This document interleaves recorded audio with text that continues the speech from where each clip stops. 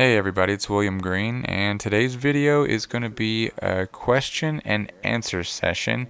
I got tagged last week by Stephen Van Camp and Lewis to answer some questions about my orchids, so without further ado, let's get to it.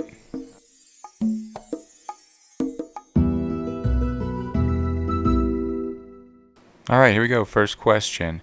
What part of the world are you growing your orchids in? Well, this is the part of the world I'm growing my orchids in, right along the front range of the Rocky Mountains, just north of Denver, Colorado. And yeah, it's actually, believe it or not, it's a pretty great place to grow orchids because there's lots of sunny days, and the temperature, the night-day temperature is always pretty significant. So there's a drop every night. And in the greenhouse environment, and even in people's windowsills, orchids seem to do pretty well here. All right, well, our next question is, can you remember your first orchid, and do you still have it? Well, unfortunately, it died many, many years ago, not long after I got it, but I do have a picture of it. It was a Phalaenopsis. Let's see if I can find it in here. I put this album together when I was a little kid. Back before there was internet to look at pictures of orchids, I had to make my own little picture book here, and I got most of these pictures out of the catalog of it was Hausermann's orchids, I think. Maybe Carter and Holmes, I don't remember. But yeah. But here it is. This was my first orchid. And I got it at a grocery store. I think it was like a Kroger's. And it did not last very long. But that was it. What first got you into the orchid growing hobby? Well, believe it or not, I always really liked plants and insects especially, but it was the Venus flytrap at my local grocery store floral department that really started to catch my attention and make me focus a lot more on plants. And so actually it was carnivorous plants that I really first started to get into. I loved going to the Missouri Botanical Gardens and checking out the plants that they had. And there's a little picture of me when I was posing there in the Missouri Botanical Gardens with the pitcher plant display. I had never seen them in bloom before, so I was super excited. And so that was my first kind of plant passion. But then once I saw orchids start appearing at my local grocery store, the flowers just were so captivating. I just, went down the rabbit hole. Our next question is, do you know how many orchids you have? Well, the answer is yes, I actually do. I keep a spreadsheet of all of my plants, and I can actually make that spreadsheet available to you if you click on the link in the description. You can see the list of all my plants, but the number that I have is 45. In the past, I've had up to 60, 65 or so, but in general, I try to keep the number relatively small. What type of growing space do you have? Well, I consider myself pretty fortunate to live in a town where there is an orchid nursery, and Fantasy Orchids actually rents space in a part of their greenhouse to growers like myself. So my plants are housed here, and they get to enjoy greenhouse conditions all year round. How many different genera of orchids do you grow, and what are they?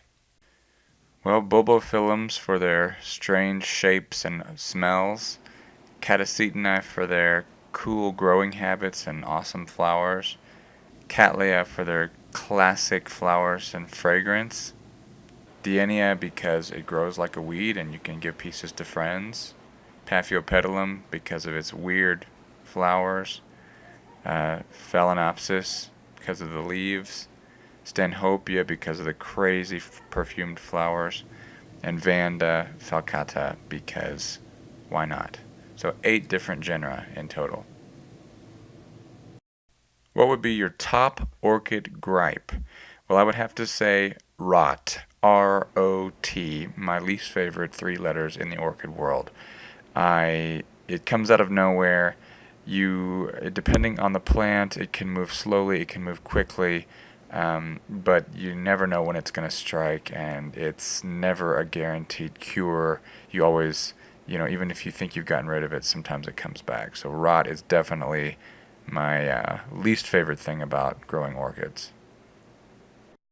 What's your favorite and least favorite place to buy orchids? Well, quite simply, my favorite place is when I can pick the plants out myself and talk to the people who are growing them. My least favorite places would be online, for example, where a plant is shipped to you and you have no idea what condition it's in until you actually see it. What's the worst orchid advice you've ever been given? Probably that orchids are easy. I don't think that that's true at all. I don't think they're easy. Even if you know a lot about plants, when you start growing orchids, you're going to learn that everything you thought you knew isn't necessarily true. So they're a lot of fun. They're a challenge for sure, but easy, I wouldn't say that they're easy. What are your top 5 favorite orchids? And I'm going to assume this means the ones in my collection. For sure, Cattleya rex and Phal, my Bulbophyllum echinolabium, are my top 2. Chanel, the Bulbophyllum medusae, also is a very, very high contender. My only award-winning orchid, this is Apollo, the prime child.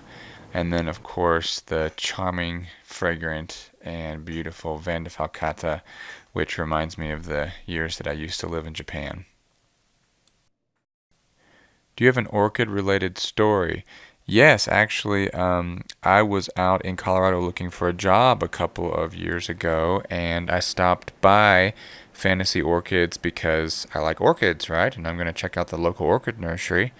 Well, after conversing with someone who worked there, I got a lead on a job, and 2 months later, I was hired and I was able to move out here. So if my orchid hobby and the people at Fantasy Orchids helped me get my current job. What advice would you give someone starting in the orchid hobby? Well, one of the most impressive things that I saw when I first was starting out was that people who had been growing for a long time could look at a plant and could say if something was wrong with it or not, and they could even identify what was wrong with it. And being able to diagnose your plants, I think, is one of the most important skills in orchid growing. So I would say by talking to other growers and by doing some reading and research on your own, you can develop that skill of diagnosing your plants and being able to tell if they're healthy or not just by looking at them. So that would be my advice for any new grower. And that does it for My Green Pets for this week, guys. I'd like to continue the orchid tag. I'd like to tag Orchid Dude, who's on Instagram and has some amazing plants. And just appreciate you guys tuning in. We'll see you next time right here on My Green Pets. I'm William Green, and happy growing to you all.